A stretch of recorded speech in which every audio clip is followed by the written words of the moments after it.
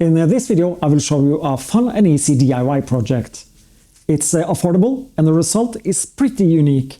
And all the tools, the equipment and the parts you need is laid out here in front of me. Except you will also need a soldering iron, some cables, a power supply. Okay, some few more parts are needed, but most is what you can see here.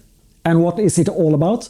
I'm gonna make my own ceiling lights. I've done it once before. You can see it here in my garage.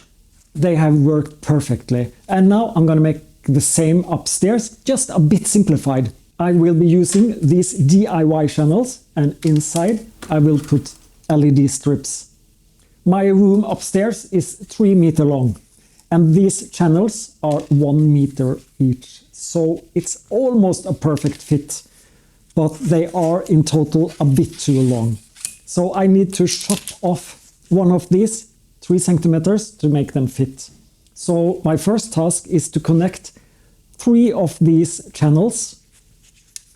So they are one continuous long light that's going to be 2 meters and 97 centimeters long.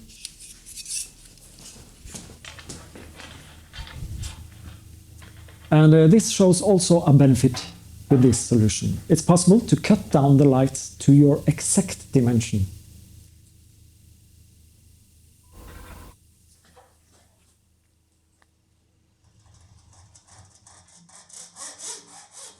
The LED strip that goes inside can be cut in 5 centimeters of increments.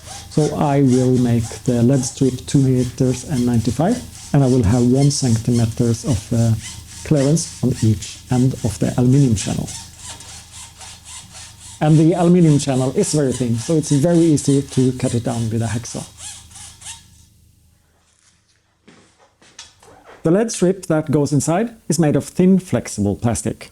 Better get rid of sharp edges to not damage it when it's going to be installed.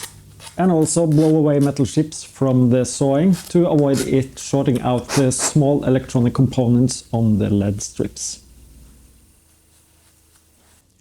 Then it's time to connect these 3, make some kind of join so I can have one continuous long light. Normally I use 3D modeling, CAD, computer-aided design to figure out how to do it. Made a simplification this time. I'm using pad, paper-based design. This should be pretty self-explanatory. Shouldn't be too complex. I'm just gonna make a bracket from this aluminium sheet metal, so I'm sure everything sticks together.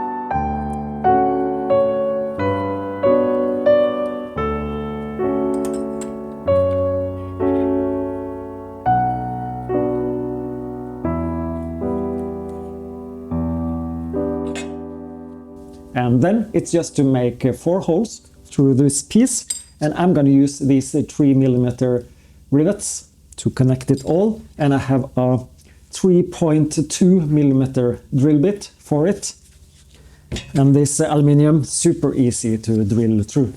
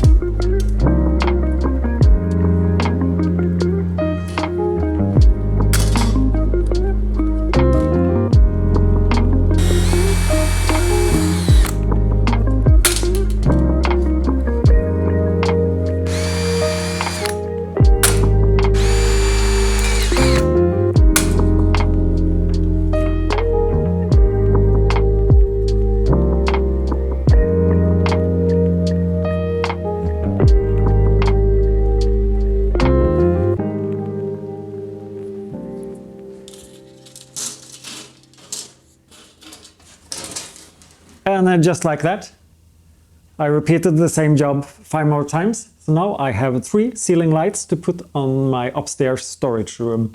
Except there are no lights yet, just the aluminium channels. So then it's time to take a look at the LED strips. By the way, first let me tell you something important about these aluminium channels and these mounting clips that are included. And that is, these LED strips get quite hot. These are very powerful LEDs, so they need cooling. And this aluminium channel is an excellent heat sink. It transports the heat away from the LEDs.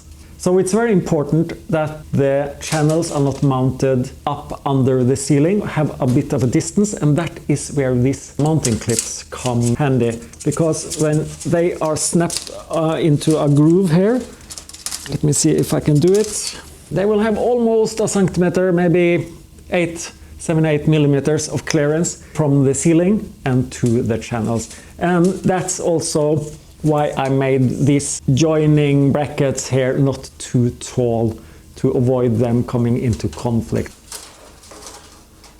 So using aluminium channels like this and installing them correctly using the included clips should improve the lifespan of your LED lights. And the LED lights I am using, the strip is called, what is it called again? 5630.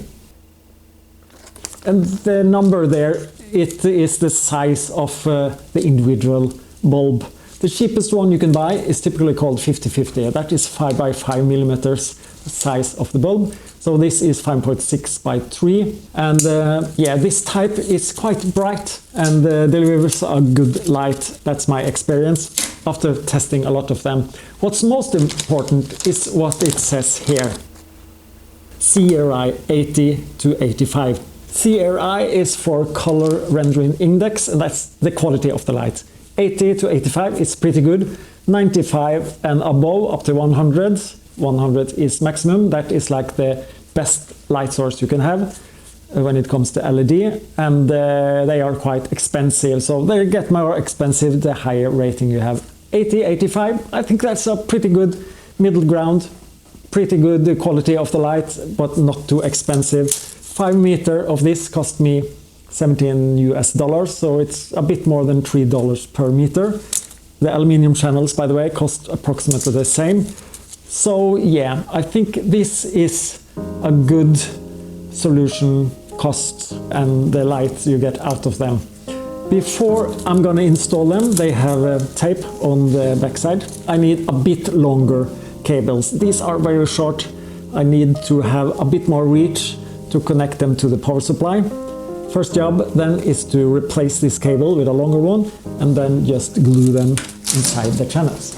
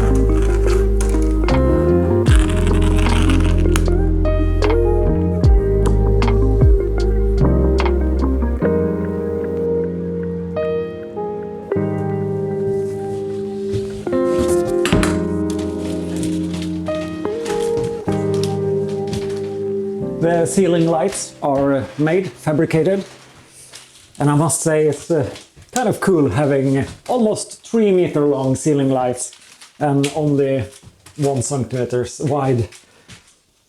So then comes the job of installing them under my ceiling here. And maybe first a bit of information.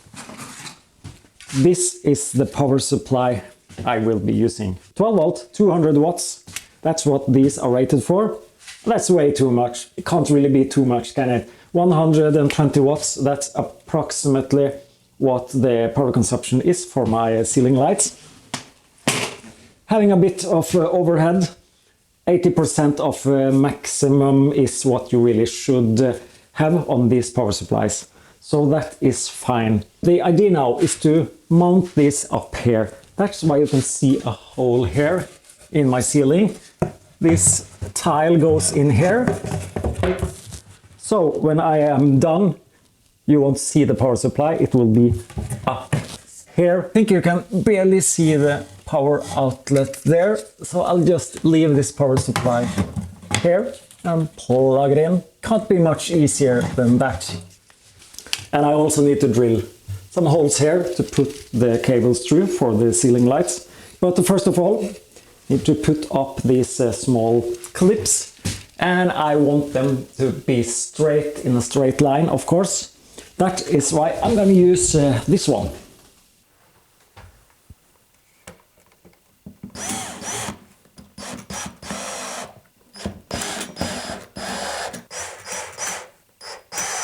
I have decided to have 1 light in the center of the room and 2 at each side, 10 centimeters from the center. The one in the middle will point directly downwards, while the one on the side will be angled slightly to the sides. You'll see soon how I do it. I've actually 3D printed some small brackets for it. Even though it's best to have the clips in a perfectly straight line, it's not that important.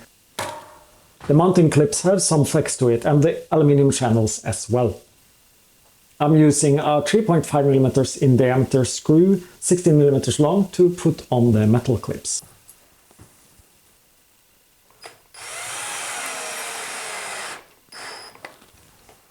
And here is the 3D printed bracket made to angle the light slightly to the side by 22.5 degrees. It's made so it perfectly fits with the metal bracket inside.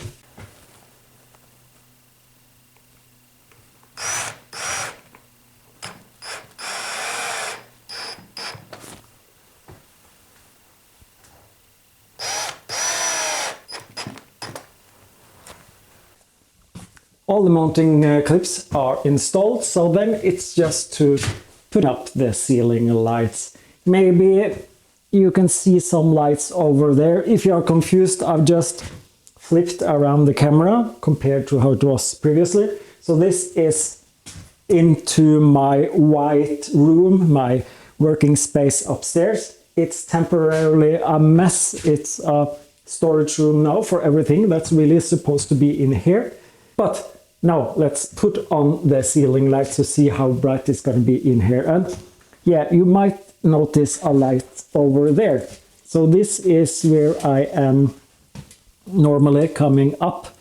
This is a hatch now I have closed, so this is the staircase. And you can see how bright it is, just with one small LED light. And that's just half a meter of lights compared to here it will be a total of 9 meters. So yeah, I'm a bit excited to see how bright this is gonna be. Let me just start with the first one.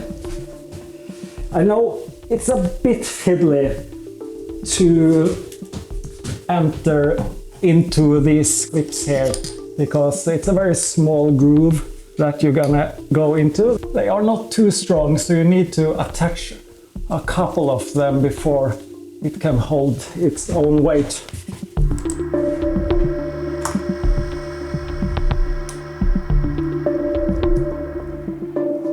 And this job might be even easier if you got help from a friend, but not difficult to do alone either.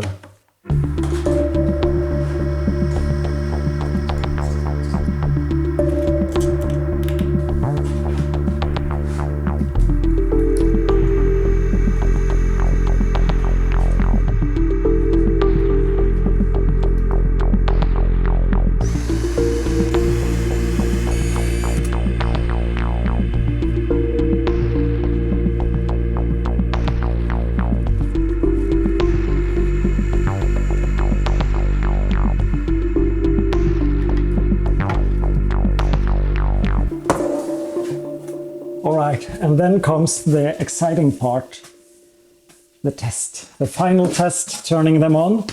See if it's gonna be a success or not. I really hope so. But first let me just turn off my working lights so you really can see how that was the wrong button. Come on. And this one. Okay, so this is the room with only the small staircase light, and you can see how bright it is in my white room. Let me connect the center light first. 1, 2, and 3. This light looks dirty compared to this one. It's so nice light source from this, but maybe you can see it. It's quite directional. That's some kind of the downside with LEDs compared to old-fashioned light bulbs or fluorescent lights. They only light like barely a bit less than 180 degrees. So the ceiling gets a bit dark because it just beams the light downwards. In another way, that's good because you utilize the whole light source in your working area. And it, of course, distributes the lights very evenly across the room. So let me turn on the next one. Okay, ready, steady, go. So now you can see, because I angled the light is shining a bit into the ceiling here, and then I get reflection down to the floor. Yeah, this is looking quite nice. Then the last one. That seems to me to be a very nice and bright light.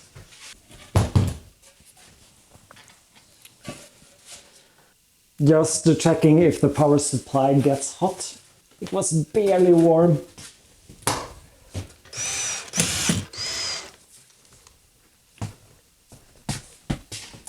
That's it. The lights are installed and working, and I am pretty happy with the result. What do you think? Do you like the design? Do you like the light they produce? And yes, in case you wonder, I will be doing the same in here, replacing these lights, which now looks terrible compared to this one. But first I need to build the storage solution here, so I can move all the mess back here into my storage room. So if you're interested, please visit me later and I'll post a video about that as well. Thank you so much for watching. Love to see you back. Where are my sunglasses? This is just too bright.